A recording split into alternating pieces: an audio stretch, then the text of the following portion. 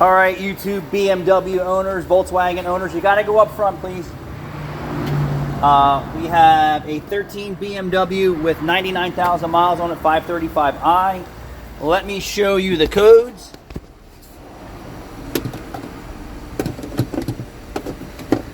And I don't know why this fell out, but it did. So, right? I can't find the hole, baby. Working in the dark. Seriously? There we go. So let me get the codes up for you. And we're not doing a full diag on this. We're just going to do a code pull to steer us in a... I just told you to go up front.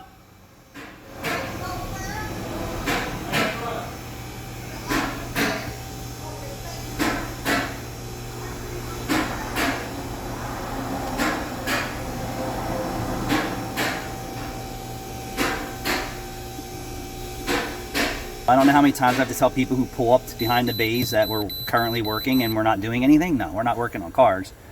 To go up front. And then she's screaming at us. Well, I acknowledged you. Anyway, back. All right, so this BMW's got a diagnostic connector that's probably been plugged into way too many times. So let's see if we can't get back in here. So now I'm holding it in. So this car was dropped off for check engine light. Not sure what the other complaints were, but you want to buy a BMW used and you want to drive a BMW used, you're going to pay new prices to get it fixed, that's for sure. Come on.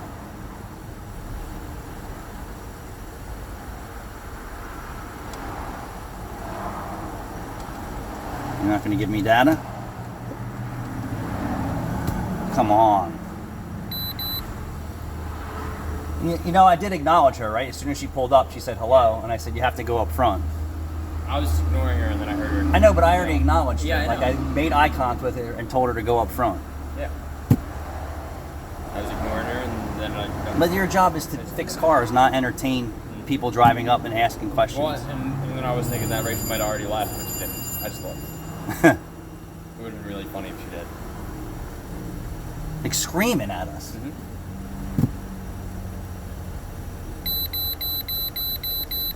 Oh, what the fuck? Yeah, you see how easy this is, right? Everyone wants to work on a car. Here, grab this camera, because we're gonna do this video together. Let me hold the diagnostic connector so I can actually get some data out of this car.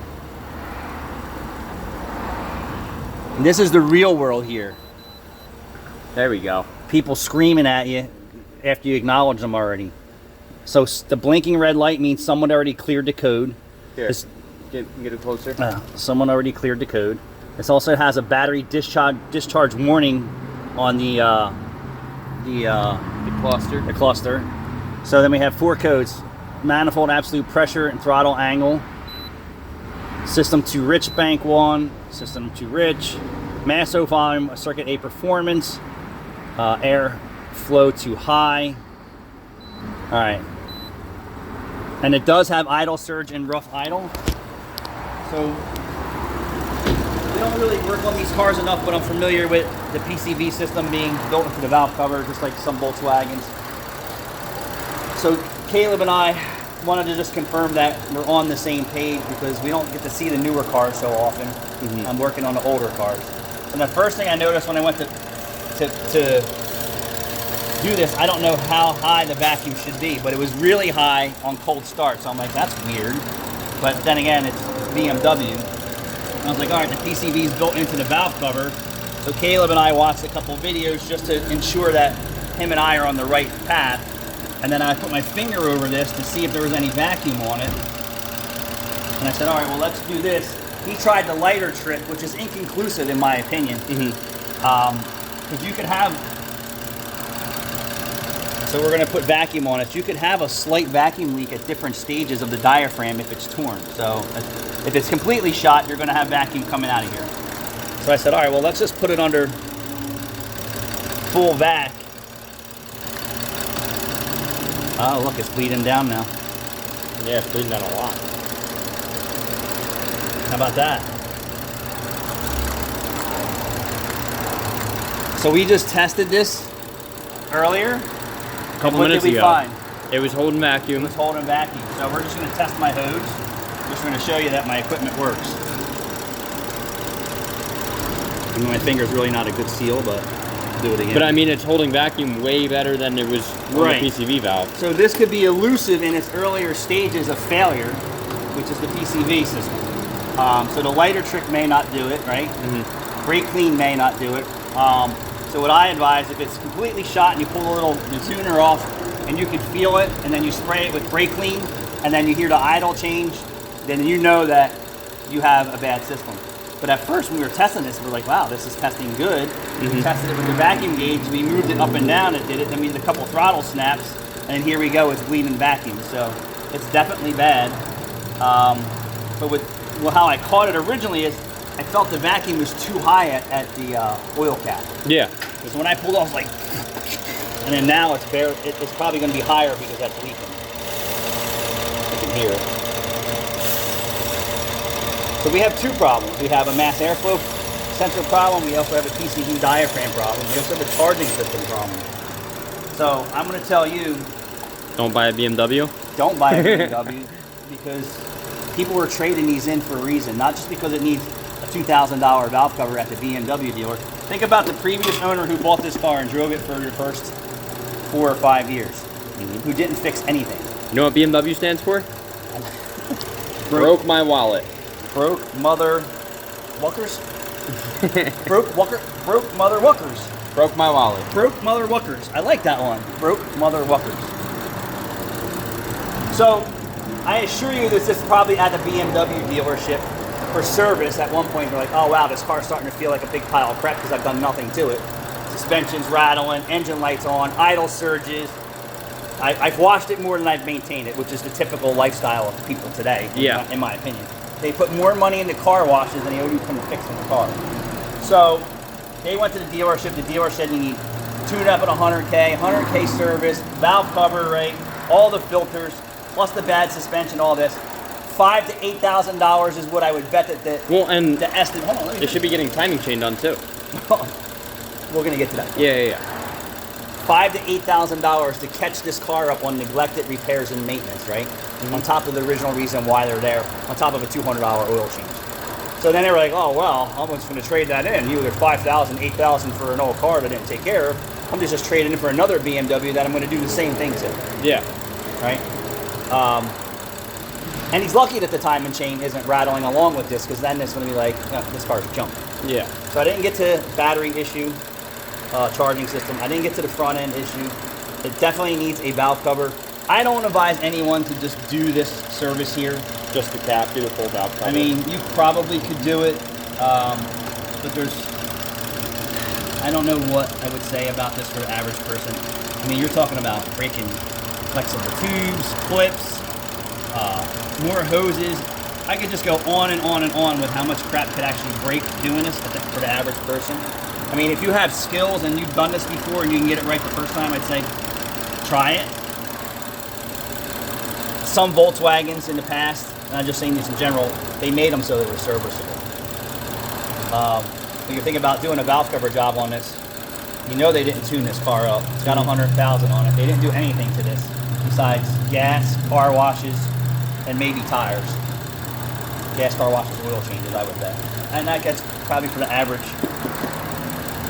person who buys this car and drives it, because they can afford to make the payment, they just can't afford to repair and maintenance it. That's my opinion. Or it wouldn't be rattling and clunking from front and rear suspension, the engine light wouldn't be on, it wouldn't have so many problems, right? Typically people who love their car, take care of it. If you love your children, they take care of it. So we want people who love their cars. That's who I want. I don't want people who don't love their cars. You gotta love your car. I'm that guy. I'll love your car if you love your car, right? Absolutely. But yeah, so the test that you see out there with doing this and doing that, I'm gonna say, can't fail with this, but you can't just throw a gauge at it and say, oh, it's got it. You gotta come back to it and test it in different environments, and that's what we did. We vacuumed it, we held it on vacuum, it stayed. Vacuum it cold, vacuum it hot. Right, and then we shut it off, we had to sit, we started it up again, and then we went back and checked it again and it failed. So, and this happens a lot where we have an intermittent failure in the earlier stages, or the intermittent doesn't show up for days later. You have to just But guess. you- Like yeah. people say, test not guess. I tested this twice with different methods, and it passed. So now I had to get to the point where I'm going to guess at the failure point, and I was right. Because So- then it tested bad the third time. Because it tested bad the third time. I can't tell you how many Radiator fans pulse width modulated that I test. I actuate with the scan tool. It passes all the tests, and then the customer, there's no other reason for it to be overheating than the fan is not coming on, and I have to take my most experienced guess and knowledge to say, hey, even though it tests good right now and you have a problem and it's not showing up, this is most likely to cause. And that's what you have to do sometimes in our business. You can't just say, well, it's not happening. It is happening. It just doesn't happen all the time. You ever have a fan in your house that it's older, and some people probably know this experience, that you see it running really fast and you see it when it gets slower and slower and slower, and you go over and bang on it and then it speeds up? Correct. Same thing with your radiator fan. It's the same makeup. But what they do is they pulse width modulate it using these little computers to cut the voltage down, and that puts more strain on the fan motor, because it's really not be designed to run that low voltage, even though they're trying to make it run at low voltage. Same thing with fuel pumps today. So we had that van that the fuel pump was good, but the fuel pump driver module was intermittent and failed.